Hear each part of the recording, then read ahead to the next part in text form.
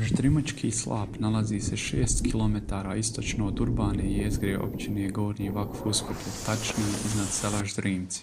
Visina slapa je 29 metara. Slap nastaje na Crnodolskom potoku. Praktično ima 3 preloma, na zavisnosti o količini vode nekada 2 ili 1 prelom. U podnožju slapa stvara se jezerce u obliku malog amfiteatra. U hladnim zimama sa velikim minusima nije rijedak slučaj da se slap zaledi u potpunosti. Do podnožja slapa vodi uređena staza te lijepo drveno stepenište i bezvrijedni pristupni most. U neposrednoj blizini nalazi se šadrvan sa roštiljima.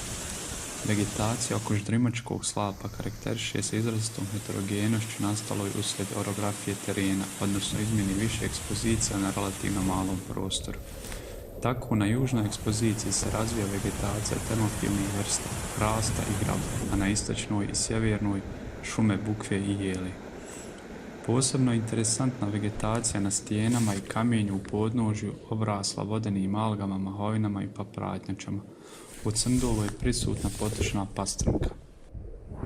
Ždrimački slap zajedno sa Ždrimačkim jezerima zaštićen je prostornim planom Bosne i Hercegovine i svrstan u rezervate prirodne i lokalne vrijednosti.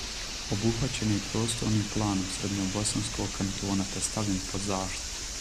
Također, u izmjenama i dopunama prostornog plana općine Gornji Vakuf-Uskoplje Ždrimački slap zajedno sa Ždrimačkim jezerima se navodi kao posebna prirodna vrijednost od značaja za općinu Gornji Vakuf-Uskoplje.